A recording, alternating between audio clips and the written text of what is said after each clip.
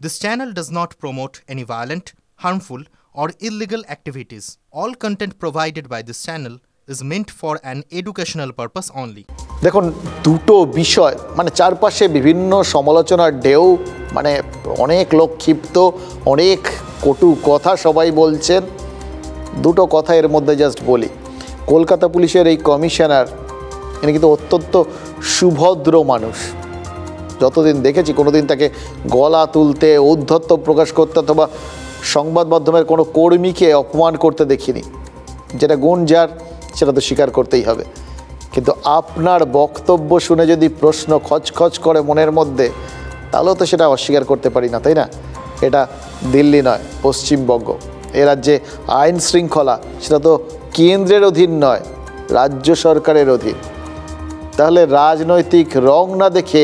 গ্রেফতার না করার আশ্বাস নগরপাল দিচ্ছেন কি করে রাজ্যের মুখ্যমন্ত্রী তথা পুলিশ মন্ত্রী মমতা বন্দ্যোপাধ্যায় তো ইতিমধ্যেই জানিয়ে দিয়েছেন যাদের হাতে জাতীয় পতাকা ছিল তারা বিজেপি যাদের হাতে সাদা পতাকা ছিল তারা বাম আর এই রাম আর বাম মিলে আরজিকর হাসপাতালে হামলা চালিয়েছে অর্থাৎ গোটা বিষয়টা সমস্ত মানুষজন সমস্ত প্রতিবাদকে উনি তো পতাকার রঙে ডিভাইড করে দিয়েছেন ডিফাইন করে দিয়েছেন আমি জানি সিপিএম আর বিজেপি ভাঙচুরটা করেছে আরজি করে গিয়ে নাটক করেও যখন শেষ হয়নি আমি সাধারণ মানুষের প্রতিবাদকে স্যালুট জানাই সাধারণ মা বোনেদের সেখানে আমার কিছু বলার নেই নিশ্চয়ই তারা তাদের ঠিক কাজ করেছেন বলে আমার মনে হয় কিন্তু বলুন তো রাত্রি 1টার সময় 12টার পরে সিপিএম এক ডিওয়াইএফ এর ফ্ল্যাগ নিয়ে ভিডিওতে দেখা যাচ্ছে ডিওয়াইএফ এর ফ্ল্যাগ আর বিজেপি নিয়েছে ন্যাশনাল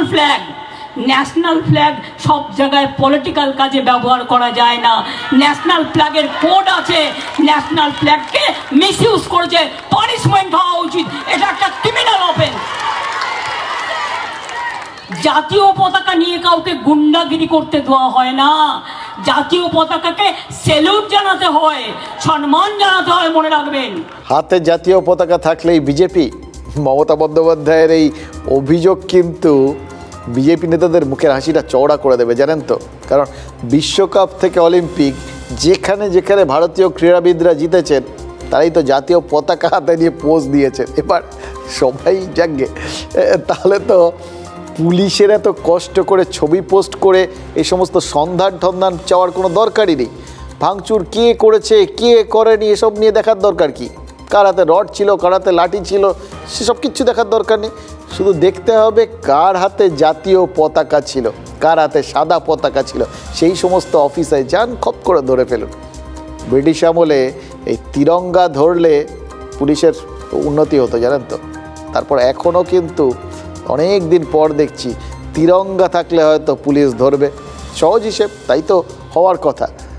কিন্তু পুলিশ কমিশনারের কানে কি এখন ওই সহজ সমাধানের খবরটা পৌঁছয়নি তাহলে রং না দেখে গ্রেফতার করার কথা বলছেন কেন যতদূর মনে পড়ে 14 তারিখ রাত্রিবেলা যখন হামলা টামলা চলছে অভিষেক বন্দ্যোপাধ্যায়ের সোশ্যাল মিডিয়া পোস্টটা ভেসে উঠতে দেখেছিলাম তাতে অভিষেক লিখেছিলেন রাজনৈতিক রং না দেখে দোষীদের আইনের মুখোমুখি বসার জন্য আইনকে কার্যকরী করার জন্য পুলিশ কমিশনারকে তিনি বলেছেন কমিশনারের মনে কি সেই বার্তাটাই চিরস্থায়ী হয়ে গেছে আর কোনো কথাই কি কানে যাচ্ছে না তৃণমূল নেতারা কিন্তু বারবার বিচ্ছিন্নভাবে বুঝিয়ে দিয়েছেন কারা হামলা করছে সেটা ধরে নিতে হবে এবং তারপর তাদের ধরে ফেলতে হবে আমি জানি যে তারা সিপিএমের লোক কিন্তু তাদের তো পুলিশ চেনে না তাই পুলিশ গোল গোল চিহ্ন দিয়ে ওই লোকগুলোকে চেনাবার চেষ্টা করছে সিপিএমই পাঠিয়েছে এতে ওই এলাকায় একটা সিপিএমের পুরনো বেস আছে সিপিএমের নেতারা মীনাক্ষী এরা সব ছিল আমি মীনাক্ষীকে চিনি না এবং আমার কাছে খবর হচ্ছে সিপিএম ওই লোকদের পাঠিয়েছিল বিজেপির সাপোর্ট ছিল কিন্তু বিজেপি কিছু করতে পারেনি এবং সিপিএম লোকাল লোকরা কিছু লুম্পেন জোগাড় করে এটা করেছে বিভৎস ঘটনা